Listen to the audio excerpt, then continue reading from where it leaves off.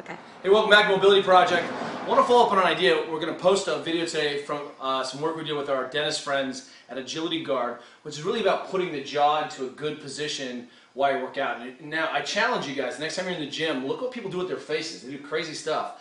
They make this faces, like, you really get all, people get freaky. And what's happening, we hypothesize, is that you have this big, powerful system in the back. Your traps attach up to your neck. You have all these muscles hold your big head forward, and then right in the front, you have the same kind of features, except you have this open circuit, your jaw, right in the middle of that. And until you close that down, until you do something with that jaw, you're going to have a problem because it leaves you vulnerable for losing head position. Now we know that a lot of our athletes deadlift and they set up in these terrible positions, and if I extrapolate that head position, and this is ridiculous, I can't generate any force. How many times have we seen an athlete look down at their feet, they walk out a big weight and look down at their feet, and one of the things that we know happens is that the thoracodorsal fascia, this big sheet of connective tissue in the back, which ties in, if you break the neck, you end up kind of destabilizing that whole system. The traps lose tension, and we see kind of a whole bunch of problems. Put a bar here, you could be tacking that nervous system down and forward. But I also want to show you that your nervous system runs through these column of bones, your vertebra, and if you challenge that with shear, you're going to see a decrease in force production right away. So watch, I've got Glenn here, he's pretty strong, he spreads the fingers out, he's going to keep his eyes level. Now watch, I'm going to try to bend his arm, his head is in neutral, so make sure you're just totally square. Head is in neutral, I'm going to try to bend his arm. All he's doing is staying stiff here. This is ripped off from Tony Blauer, of course. It can't change him. He's really, really stiff.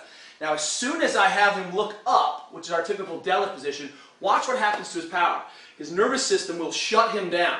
And look up, boom, and he breaks right away. And you feel crazy. Whoa, what happened to my energy? So we have this mechanical break that happens. We also have this nervous system shear that especially if I change positions during that loaded movement, I'm going to shut my system down. Same thing happens when the head is down. So go ahead and put your hand out again. As soon as the head breaks down and break down, boom, he breaks again, and it's instantaneous. So when we look at things like the mouth guard, it's about, hey, how can we support this position more effectively? And by shutting that jaw down, we see fewer adaptations and fewer changes. You don't make the hypey thiz face when you lift, right? You know what's up. So one of the issues here is that what do you do with your tongue when you lift? And one of the models that has been out there forever and ever is to put the tongue to the roof of your mouth.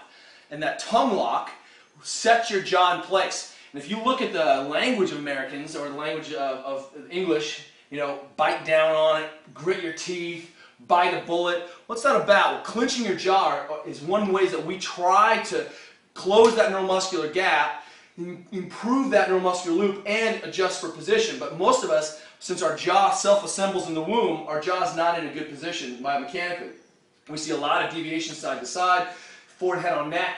Short neck flexors get worse, and now it's really difficult for me to ever kind of stabilize. And if you watch the Olympic lifters in the Nationals this last week, and you see all kinds of crazy, mouth things trying to stabilize the front of that neck. So the more we can just take these pieces out of the system, we talk a lot about the head being the keystone, we adjust head position, and everything else follows. So your homework today, try this tongue lock, put the tongue to the roof of your mouth when you lift, and see if that doesn't just help. Because with the tongue to the roof of the mouth, it's actually quite difficult to change.